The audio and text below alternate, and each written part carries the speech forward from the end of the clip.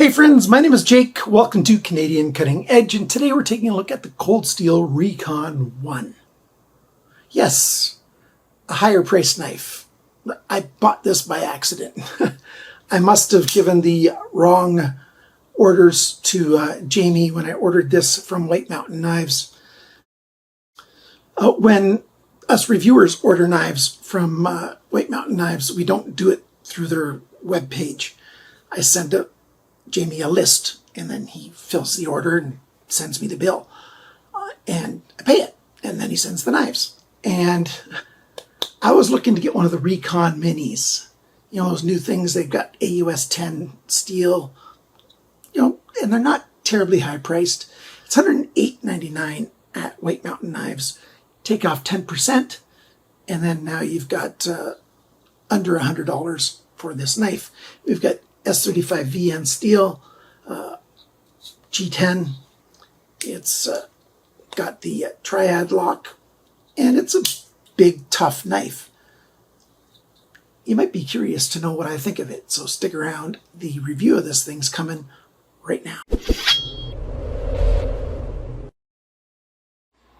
Oh, I'm recording this afterwards. I apologize for the background noise. We're in a heat wave right now. And so the air conditioner, I've got a window air conditioner in this room. I forgot to turn it off to record this. So there is some background noise. Hopefully it's not too bothersome. I just don't have the time right now or the energy to re-record the whole review. So you'll just have to deal with it. Sorry about that. Not the kind of sorry that I'm apologizing and groveling or anything, just the polite kind of sorry. Let's start off with a size comparison.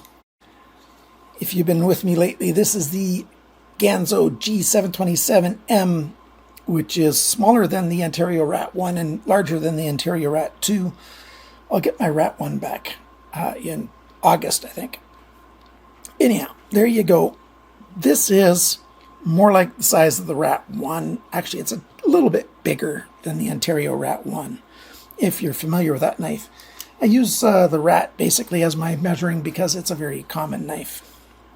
First thing to say about this is the RECON 1 comes in a number of different ways. You've got 4 main sizes. There's this, then there's extra large, which is bigger, and they've got mini, and they've got micro. And it also comes in 3 main blade styles. This is a clip point, like a Bowie style blade. They've got a spear point, and they've got a Western Tanto. And then you can get them with serrated edge or this fine edge. And you get a number of different steels. You get Carpenter XHC or this S35 VN, which is a very common premium steel.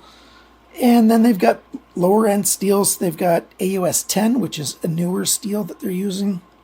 You can even get it in 4034 stainless steel. There's probably more. There have been sprint runs of these, all different kinds of ways and things. But this is one of the most common ways. If people say the RECON 1, very often they're thinking about this knife with this blade. And it's, you know, a well-known knife. I like that they're using G10. It's a good material. It's flat slab with milled edges. The blade is just a typical Bowie style clip point, flat grind that does not come to the spine. So you've got a nice point that's durable and useful for puncturing things. And it's pretty much all belly. There's a little bit of a straight section there. This is made in Taiwan, so you would expect higher quality than knives made in China. I have to tell you, yeah, I don't think that's the case. At least not with the one I have. It's okay. It's made fairly well. The blade has got a couple things. You've got a tiny little sharpener's choil right there. I wish it was a bit bigger, but at least the placement of it is very good. It's a reasonably good sharpener's choil. You've got thumb studs, and it's the typical thumb studs that Real Steel likes to do quite often. They're screwed on this side with a standard or flat screw, and you can take them off and flip it around so that the main side's over here. I don't like this. I quite dislike it, to be honest with you. Why? Because I grew up left-handed, and then I learned how to use my right hand very well, so I'm basically ambidextrous, which means, you know, with my right hand, yeah, I can open the knife just fine. But with my left hand, it's harder because it's smaller there. It's harder to get enough purchase to flip it open. So I really wish it was the same size on both sides. I don't really understand any benefit of making it smaller. I just don't. So there might be benefits. You might have some that you're going to put down in the comments below, and that's just fine. So that's the basics about the blade. Oh, it's a DLC coating that they put on here, which is pretty good. The handle, we've got 2 finger choils with the forward choil and then the middle finger choil, and then none over here. It's nicely rounded, and then they've done a little bit extra cutaway right there on both sides to make it fairly ambidextrous. My hands are just between extra large and large. You've got a little bit of jimping on the G10 back here for your thumb rest, and that's good. It's not too much and it's not too little. I like that. The handle comes down at the back, so it fits in the palm very well. That's nice. The mid lock, the back lock that's in the middle, the spring tension is decent. And they got their triad lock in there, which is just a regular back lock that's been made a little fancy. Some people say it's the world's strongest lock. Well, maybe. I haven't found it to be all that super special. It's a good lock. I'm not saying it's a bad lock. It is a good lock. I'm not into the hype about how good this lock is. You've got a great big stop pin right there, and it just sits in place, held on by the G10, so the pin, you can see it going all the way through. Pivot pin for the lock, and as you see, you push down, it lifts it up, and it lets go of the blade. Now, if I leave this loose enough so that the blade will just drop, yeah, then there's a little bit of blade play side to side. If I tighten this up so there's no blade play, then I can no longer do that. I can only do that if I tighten it up. So I don't like the amount of the way this pivot works. It should be able to be flicked open like that and still have no blade play side to side. Up and down, of course, there's no blade play. That's really good. The screws. We've got a T10 screw here, which I quite like. I dislike that it's a button screw so that the edges go down. So basically you got to trench all the way around the screw for gathering lint and dirt and grime and stuff. I wish they would have a flush screw like they have a flush screw on this side. So yeah, we've got button screws for the rest as well. And you're going to find out when I take this thing apart that these T6 screws, I don't like them. Okay, I'll tell you right now in case you don't watch more of the video. It started to strip out on this one. Thankfully, I got these undone fairly well. These are T6 screws, and I hate T6 screws, especially button screws on knives. This is supposed to be a big, tough, robust knife. And then they got wimpy little soft, well, they're not super soft, but they're soft enough to strip out, even though I use high-quality screwdrivers and even anti-cam out fluid. Pocket clip. Pocket clip's quite decent, and you get a second one. I've put it aside right now, but it's the exact same pocket clip, but just coming the other way. So you can have a left side pocket clip or a right side pocket clip. The performance of the pocket clip is quite good. It is flat right on the top right there, and it wants to come over, but it holds very tight. That spring tension on this clip is super tight, so that when you take it out, it's hard to take it out. When you put it in, it's hard to put it in, harder than it should be. You've got a little bit of the knife sticking out of your pocket, about almost 3/4 of an inch. That's just right around 2 centimeters, a little bit less than 2 centimeters sticking out of the pocket. So there you go. That's the main things about this knife. let me talk about some of the things I like. I like the grip. It feels really good. Very solid in the hand. You can be very secure, very sure that you've got a good grip. Even the reverse grip feels quite well, with this coming back. That's great. A reverse pull grip, not so much, but you very rarely use that. And then here's your hand, and there's the cutting edge. How far away is that? Well, it's 1.25 inches between where your finger is and where the cutting edge starts. A lot of people don't like that. I don't like that because sometimes I want to put pressure right behind the blade right here. So you can put your middle finger in that first choil and put your index finger up here. But even if you've got hands my size, which like I said are just into the extra large range, that's not comfortable. It doesn't feel very secure. They could have easily made this into a forward choil. You can still do it after the fact because G10's not that hard to sand down.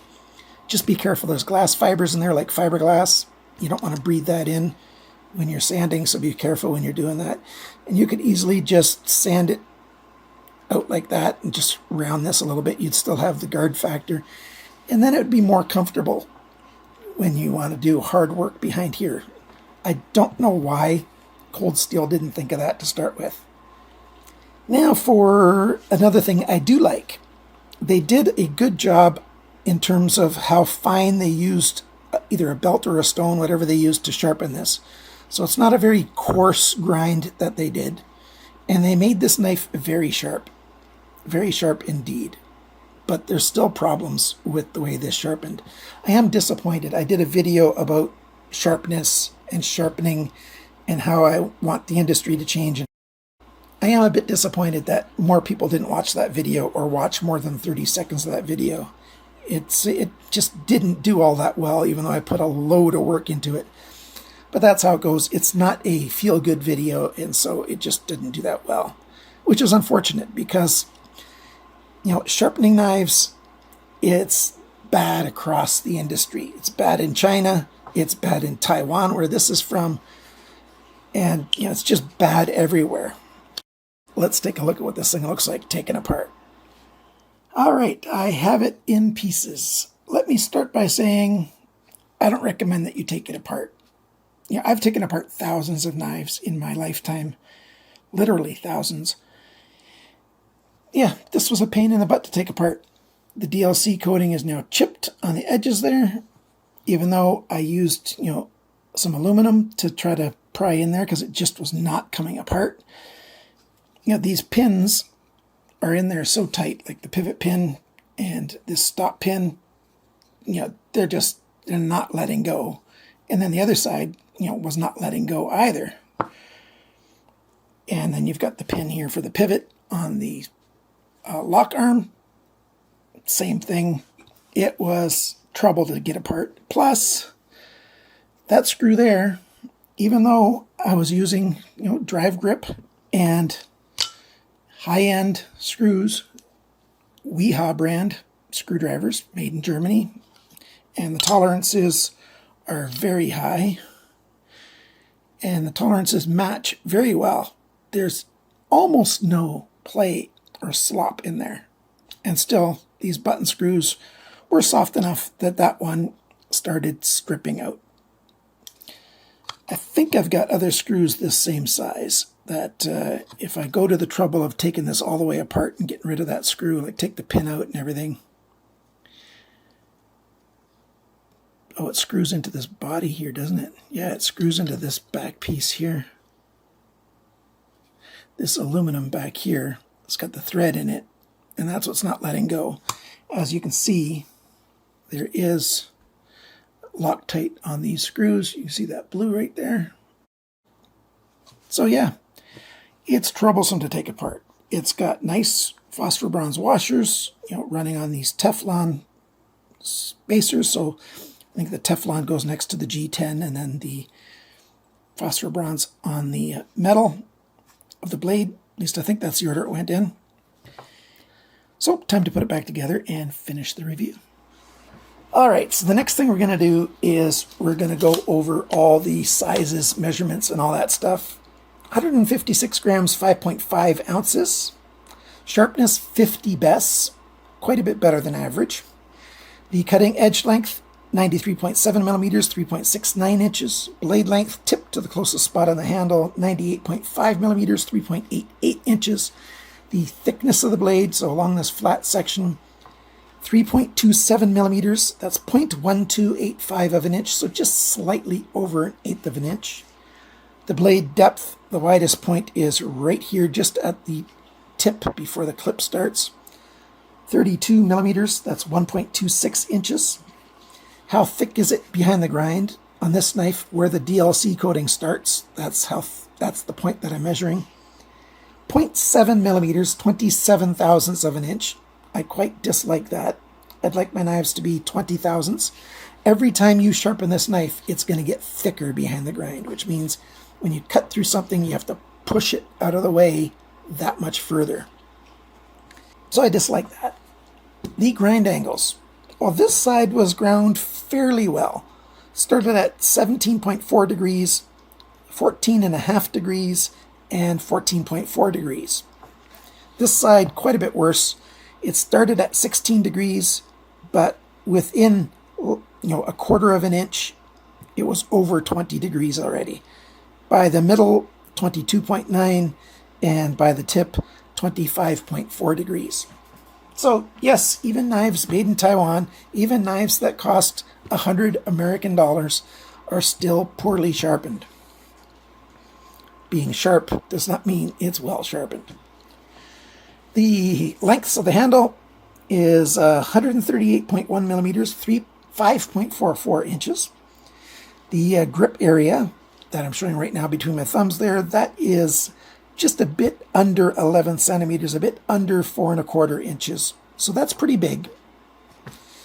The handle thickness is 12.9 degrees per 12.9 millimeters, which is 0.507, so the classic half an inch thick. The handle depth within the grip area is biggest right there, 33.1 millimeters, 1.3 inches. When the knife is closed, the widest point is right there again, the tip where the clip starts right there, 46.8 millimeters, 1.84 inches. And the total length of this knife is 236.6 millimeters, which equals 9 3/16, almost 9.25 inches. Not quite. So yeah, it's a big knife. What do I think of this thing? Do I recommend it? No, I don't recommend buying this knife. I don't think it's worth the amount that you have to pay for it. Having screws that strip out, like T6 screws, for $100 American, just doesn't make sense to me. And just that little bit of work that I had to do to take it apart, now you see all these chip marks here along the lock bar. So it looks like it's been abused already, or certainly overused. And all I did was my testing with it. That means I cut a bunch of cardboard, I cut some wood, I whittled, I stabbed it into some pine or spruce, whatever it is, on my 2x4s, pried with it just a tiny bit of the wood. When I stabbed it in, I pry it out. And some other cutting of different kinds of materials. The DLC coating held up fairly well with my tests. I hate how thick it is behind the grind. I really like this blade shape. Even a spear point, I really like that shape as well. I'm not a fan of Western tantos, and I'm not a fan of serrated edges either. For most things, like 99% of things, my opinion is a fine edge is best. I like the jimping here. I wouldn't mind if there was a little bit up here as well. And this transition spot, that's not comfortable to put your thumb right there, because it just drops away. The handle shape is basically comfortable. The lanyard hole I dislike. It's, if you put paracord out there, it's going to, get big outside of there. I would much rather have the lanyard hole back here, like move the pocket clip a little bit or mount it somehow different and put the hole back here so that the paracord comes out the back. This way, when it's in your hand here, it's just going to put pressure on the palm of your hand when you're holding the knife. And I like it if it's inset a little bit. So, and then they didn't chamfer the edges. Paracord, like I said, has got glass fibers in there, so that's going to start to tear at your paracord. So if you got a chamfering tool, chamfer the edges of that. I like that it's rounded off here. It's very comfortable on the belly part for your hands. That's really well done. I've already talked about how I dislike that.